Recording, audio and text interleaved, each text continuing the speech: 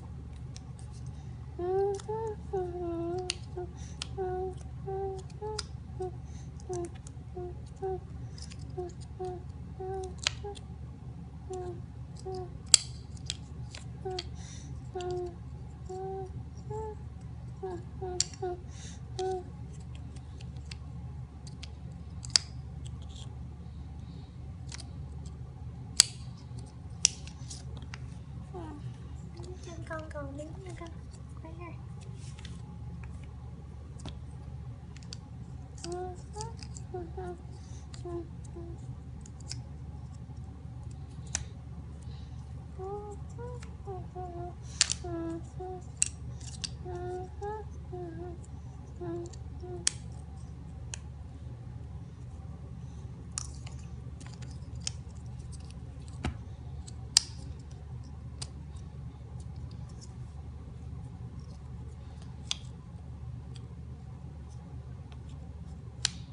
Còn một miếng nữa đâu? Where's one more?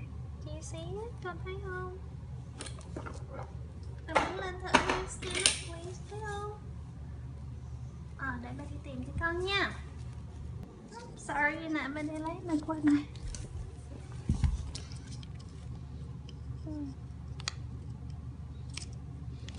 Good job.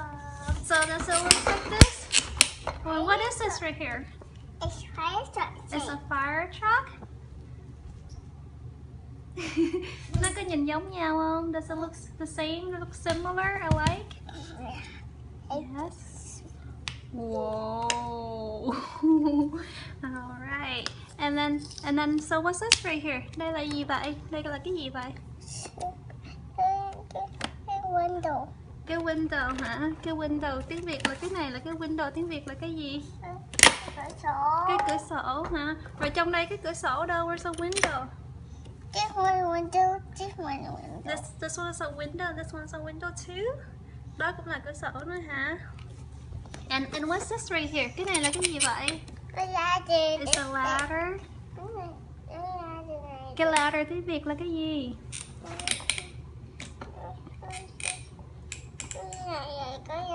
Mẹ biết cái ladder. Nhưng mà cái ladder tiếng Việt là cái gì? Người ta leo xuống lên, người ta quay. Nhưng mà mẹ không hiểu tiếng Việt cái ladder này là cái gì? Tiếng Việt mình cái ladder là cái gì đây? Nó là cái ghế, cái bàn, cái thang hay cái gối? Cái gối. Đâu phải. Cái này. Cái đó là cái đầu gối, còn cái này là cái gì?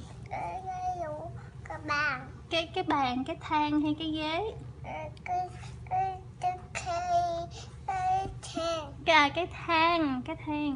Cái thang leo lên ha. Rồi.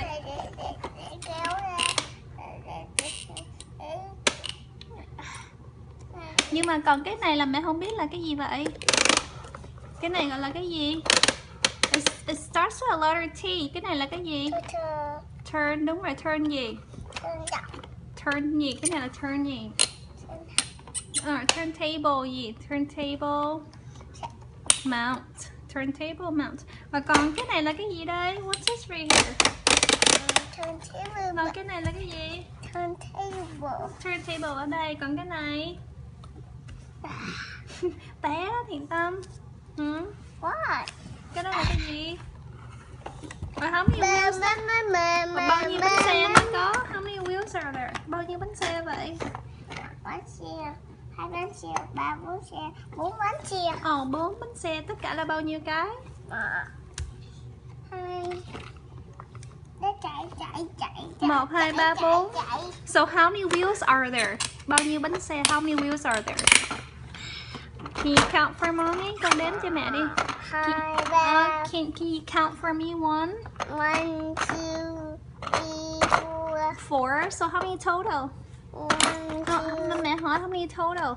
1, 2, 3, 4. So no. Count again. So how many total?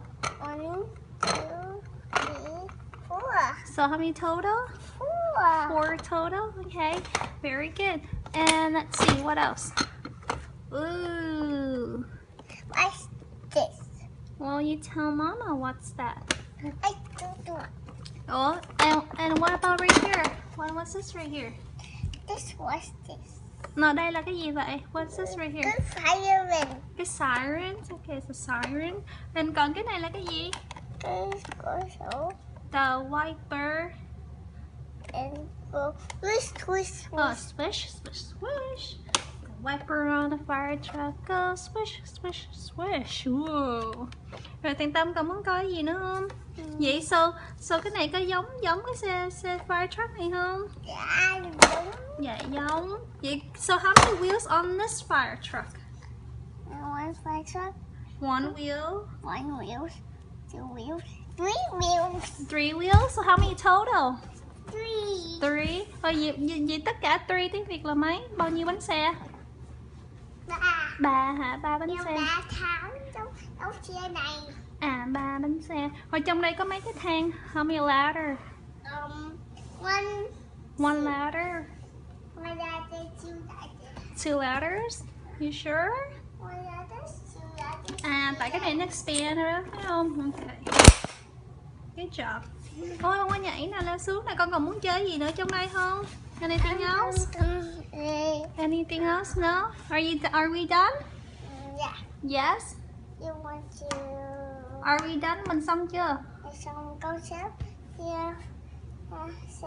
ép mày đó không cái trong đây. Okay. Right, let's do it, okay?